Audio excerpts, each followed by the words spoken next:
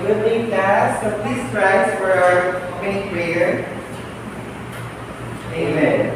Please sit down. So again, good morning and welcome to your chosen institution.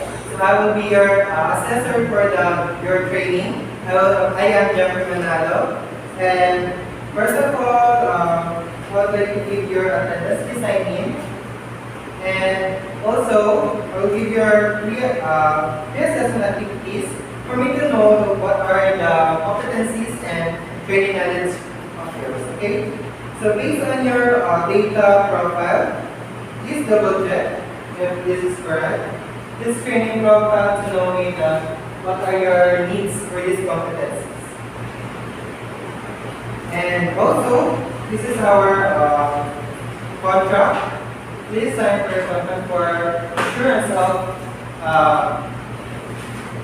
staying here at our institution. Okay? Okay, thank you. Thank you. And now let's move on to our proper orientation. For our tutoring NC2 prepares the dishes, and we have the house rules. That, like the other institutions, we also have our house rules. So first we have the attendance. Register attendance daily, time in and time out. Time management, schedule of learning session 8 a.m. to 5 p.m. Then dress code, be in a proper attire, wear ID all the time. You have the ID, right? And workshop materials. Workshop material supplies are available in learning resources, and I will show you later. Okay. Next, we have the documentation. Individual picture taking for ID. Then all the visitors refrain from leaving to the session room while the session is ongoing. And the other concerns will be assessed, will be conducted after the training. Okay? Is that clear? Yes. So we have the training approach, traditional and CPT approach. Training approach. In a traditional educational system, the unit of progression is time and it is teacher-centered. And in a competency-based training system, the unit progression is mastery of specific knowledge and skills, and it is learner-centered. So it focuses on the competency development of the learner, emphasizes on what the learner can do, concerned with the attainment of the application of knowledge, skills, and attitude to a specific level of competency. Next, we have the CBT principles. So we have 10 CBT principles. So first, the training is based on the curriculum development from competency standards. Second, the learning is competency-based and modular structure. Third, the training is individualized or self-paced. Fourth, training is based on work that must be performed. Fifth, training materials are directly related to the competency standard and the curriculum. Sixth, assessment to learners is based on the collection of evidence of work performance based on industry and organizational strengths. Seven, whether learning industry and school partnership. Eight, the system allows the recognition of prior learning. And nine, the system allows the learners to enter the exit at any level of time. And lastly, the training program are nationally accredited or registered within ULTRAS or United Tibet Program Registration and Accreditation Center. So as your trainer, I have the rules. So first is to facilitate. Next is to provide guidance, to provide feedback, to accomplish what is required, to present the performed task, to monitor your achievements, and lastly, to be responsible. And also, as a trainer, you have your responsibilities. So here's your student handbook. It's rated later. Okay? So for our evaluation system, after all your training, you can take the institutional assessment, national assessment, and the certificate of competency and national certificate. Okay? And then for the training methods, we have the modular self-paced of learning, lecture or active lecture, viewing of visual presentations, slides, and videos, peer teaching and monitoring, demonstration, group discussion, and OJT. Next for our workshop areas, are going to tour you. So this is the heart of our area. So you are going to conduct here, or we're going to present your works here. Okay. Next, we have the institutional assessment area, learning resources center, learning resources center, contextual learning laboratory, distance learning area, computer laboratory area, quality control area, trainers resource area, and lastly, the service support area. You have concerns, okay? Next. So, that's it for this day. So see you soon. I see you tomorrow, okay?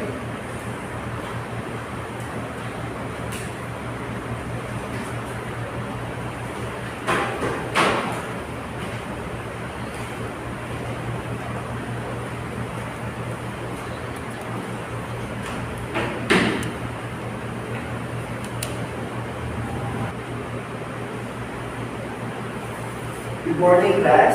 Kindly please stand up for our prayer. Amen. So now I will be giving this sheet for you to sign in the attendance. So now I would like to introduce myself. I am Jim Maltansha, assessor for your meeting in this institution. So Mr. Manalo, may I invite you to the assessment area. So I have already received the validated RPL. I'd like to tell you that the RPL committee recognized your prior training. Your evidences have been accepted and congratulations. You are already competent to promote food and beverage products. Let me update your progress chart. I will mark this RPL. Come here. So please go to the training activity matrix here and select your next competency. So you choose to be preparing starch dishes. So please proceed now to the learning resource area. Please get your CDLM as your reference, read and understand the content, and when you are ready, go to the practical room or practical work area and practice the task. So before performing the task, make sure that the equipment is working and observe health and safety precautions, okay? And you may now sit down. And Mr. Severino, based on the result of your pretest, I will enroll you to provide preparing starch dishes. Please proceed now to the learning resource area and get your CDLM as your reference. Read and understand the content when you are ready. Go to the practical work area and practice the task. So before performing the task, make sure that the equipment is working and observe health and safety precautions, okay? Okay.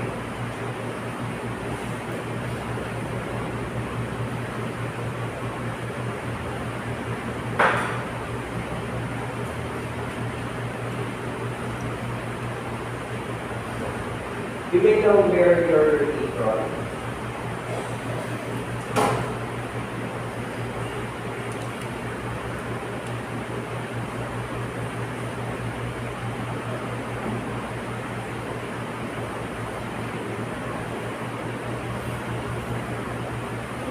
So for our course preparing starch dishes, we have a nominal duration of 72 hours, which is equivalent to days. So these are the do's and don'ts when we are in our practical work area. So the do's is practice safety, think as you go, be considerate to others, inform trainers if problems occur, do the task in organized manner. So yung don'ts is don't leave stoves and oven unattended. Do not talk on the phone while cooking or baking. So next we will now proceed to our demonstration, which is we have to prepare Filipino spaghetti. So for our ingredients, we have 2 tablespoons vegetable oil, 4 cloves garlic, 1 piece onion, half cup tomato sauce, half cup banana ketchup, 1 cup water, 1/4 cup brown sugar, 1/4 kilogram spaghetti, and 4 tablespoons grated cheese. So for our procedure, saute garlic and onion in oil. Step 2, add tomato sauce, ketchup, water, and brown sugar. Simmer for 10 minutes. Step 3, boil pasta according to package direction. And step 4, strain spaghetti and transfer on a large plate.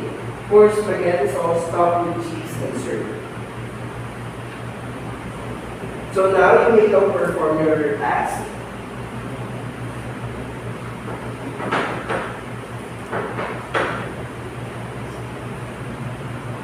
Mr. Jeffrey, you are doing great.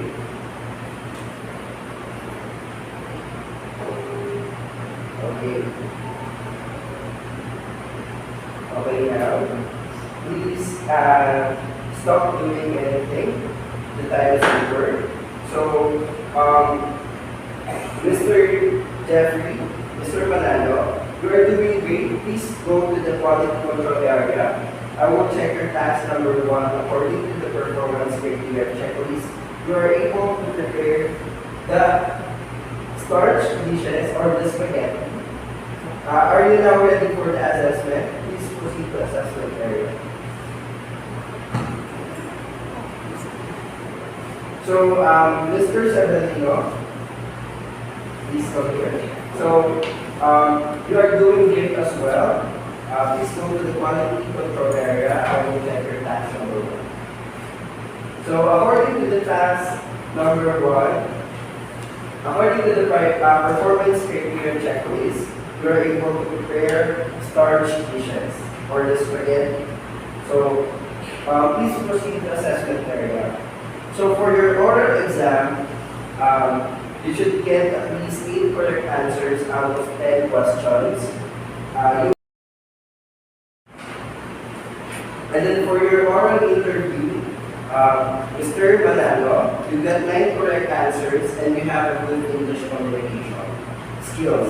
In your demonstration, based on the performance criteria checklist, you were able to prepare the starch dishes for service, prepare the starch dishes. Congratulations, you are now competent. Let me update your progress chart.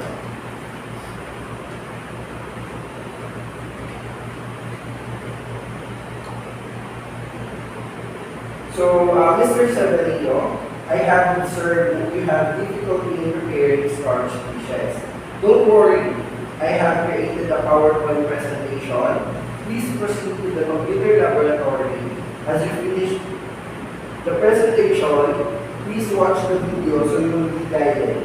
After that, answer the computer-based exam and proceed to the practical work area and practice what you have learned from the presentation and one performing observed health and safety precautions.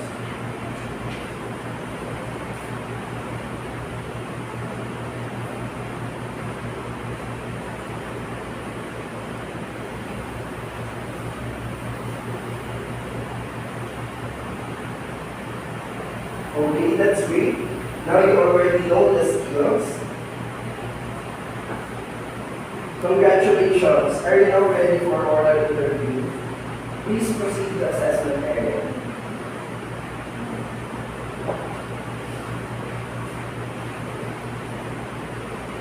Okay, based on your oral exam, you answered all the questions, and in your demonstration, based on the performance criteria checklist, you were able to perform the preparing starch dishes, to set up the tools and ingredients needed and all.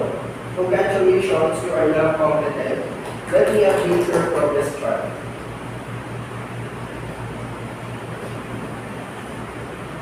And that's all for today. See you tomorrow.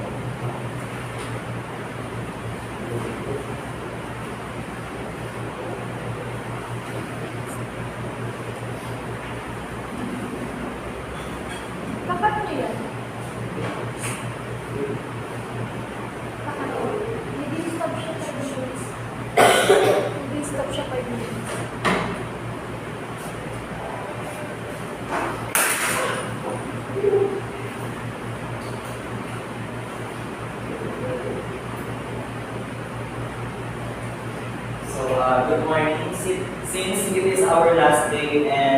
before ending this training proper, please fill out this test for me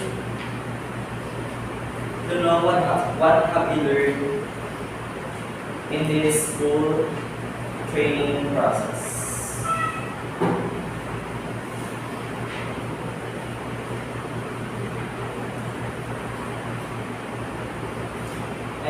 And please also fill out this program evaluation to evaluate the labs and gaps at the training.